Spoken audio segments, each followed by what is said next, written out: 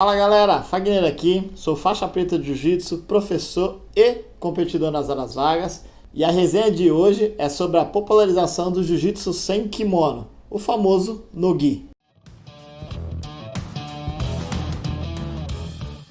Mas antes de mais nada, gostaria de pedir para vocês para que curtissem o vídeo, se inscrevessem aqui no canal, ativassem o sininho de notificações para continuar nos ajudando aqui dentro do YouTube, beleza? Bora lá para a resenha. O Jiu-Jitsu sem kimono, né, o famoso no-gi, ele vem crescendo cada vez mais, não só no Brasil, mas no mundo inteiro. A sua falta de kimono, assim barateando o custo do treino, e também a falta de complexibilidade de tantas posições, acabaram popularizando cada vez mais o no-gi. Porém, nem sempre foi assim. Como a arte suave nasceu aqui no Brasil, obviamente o kimono foi o seu carro-chefe durante muitos anos. Embora muitas lutas de vale tudo tenham sido feitas na década de 80 e 90, o kimono mesmo assim foi pegando força cada vez mais, devido a campeonatos cada vez mais organizados e federações também. O kimono ele foi popularizando muito dentro do Brasil e expandido obviamente para o resto do mundo. E nos Estados Unidos, o dito berço do marketing também não foi diferente. O jiu-jitsu ele foi se popularizando cada vez mais lá. Muitos campeões mundiais acabaram migrando para a terra do Tio Sam, ensinando o jiu-jitsu por lá, e isso fez criar um laço muito forte com os Estados Unidos. Assim, a popularidade cresceu muito, não só no Brasil, indo para os Estados Unidos e depois dali indo para o resto do mundo inteiro. Porém, como em qualquer lugar, a torcida, o torcedor, ele sempre vai para o lado onde está ganhando, né? Obviamente. Então, os Estados Unidos ele começou a torcer muito para o jiu-jitsu, a se apegar muito para o jiu-jitsu, porém, conforme foi passando os anos, os campeonatos mundiais, principalmente, os americanos quase não chegavam, principalmente em comparação aos brasileiros. Quase todos os títulos mundiais são ganhos por brasileiros em todas as categorias, tirando alguns aqui e outros ali. E por causa disso mesmo, a popularidade do jiu-jitsu, mesmo sendo muito grande, obviamente os americanos não foram mais gostando tanto, vamos dizer assim, da parte competitiva do jiu-jitsu, porque os americanos não ganhavam tanto quanto os brasileiros. E como nos Estados Unidos é muito forte a cultura do wrestling, logo o jiu-jitsu sem kimono acabou ficando muito ligado, principalmente também por causa do UFC, né? Alguns lutadores começaram a treinar jiu-jitsu e conforme a popularidade do UFC foi aumentando e regras colocando categorias de peso diferentes, luvas e tudo mais, deixando de ser o vale tudo, o jiu-jitsu começou a ser obrigação no ensino do MMA. E assim, o sem kimono ele foi ganhando uma popularidade muito grande dentro do jiu-jitsu, porque alguns campeonatos de sem kimono, né, o no-gi, foram feitos nos Estados Unidos e os americanos começaram a ter uma certa vantagem por causa da base deles de wrestling. E com isso os americanos pegaram cada vez mais amor ao sem kimono.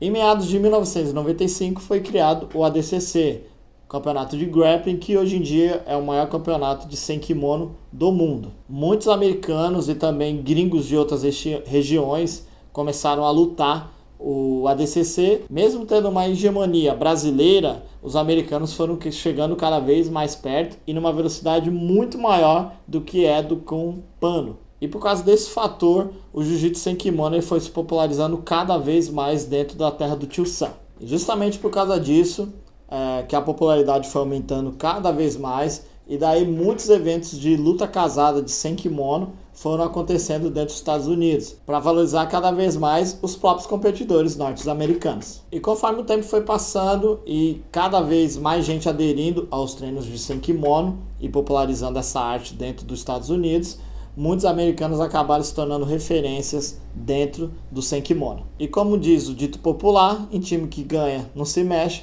os americanos começaram a investir cada vez mais pesado dentro do sem kimono, colocando assim eventos maiores e com mais grana dentro dos seus eventos, para que assim mais americanos entrassem dentro do sem kimono e obviamente colocassem o nome dos Estados Unidos num patamar acima. E assim se popularizou o treino no-gi dentro dos Estados Unidos. Várias academias lá nos Estados Unidos hoje em dia são especialistas apenas em jiu-jitsu sem kimono, tá? Colocando assim até graduações para o pessoal sem colocar um kimono no corpo durante praticamente seu treino inteiro até a faixa preta. Vários caras vêm dessa cultura. Gordon Ryan, Craig Jones, a galera da Decimal Planet, que tem lá também, e vários outros caras basicamente só treinam sem kimono. E cada vez mais popular dentro dos Estados Unidos, os eventos crescendo, mais gente treinando e competindo, os eventos começaram a pagar cada vez mais e criar grandes estruturas para que o pessoal pudesse competir. Sendo assim, por isso que no ano passado foram pagos em bolsas cerca de 500 a 800 mil dólares para eventos de sem kimono que teve nos Estados Unidos e também algumas outras regiões fora dos Estados Unidos, mas mais necessariamente dentro dos Estados Unidos é onde sai a maior quantidade de dinheiro. E por causa disso, considerando a modalidade do jiu-jitsu, que mesmo sendo popular, ela não é praticada por tanta gente assim, esse valor em dinheiro é bem considerável, principalmente se você for fazer uma peneira dos grandes competidores que tem.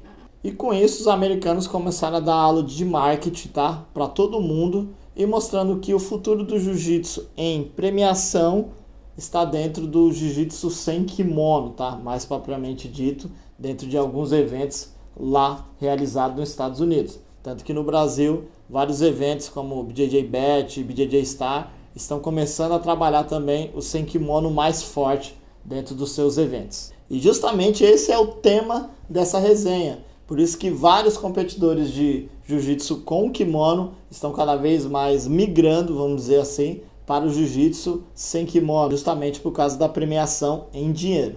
E como dizia o grande Mahatma Gandhi, o futuro dependerá do que fazemos hoje no presente. E os americanos têm mostrado cada vez mais que o futuro das premiações em dinheiro, pelo menos as grandes premiações, está dentro do jiu-jitsu sem kimono, o no-gi. Portanto, acredito eu que você que vive do esporte, o futuro também seja parte do jiu-jitsu sem kimono.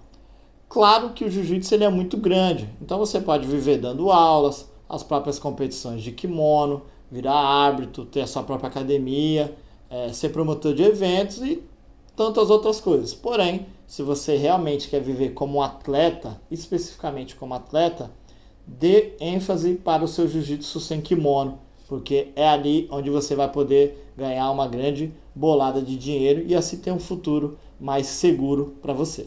E foi isso. A resenha de hoje foi justamente falando sobre o no-gi. E aí, o que vocês acharam? Comenta aqui se vocês acham que essa é a ideia, esse é o futuro do jiu-jitsu, pelo menos na parte de premiação. Ou se não, comente aqui pra gente para saber o que vocês acham. Também não se esqueça de curtir o vídeo, se inscreva aqui no canal, pedir mais uma vez para ativar o sininho de notificações para que a gente possa trazer cada vez mais conteúdo para vocês, beleza? E, como eu sempre digo, espero vocês na faixa preta. Os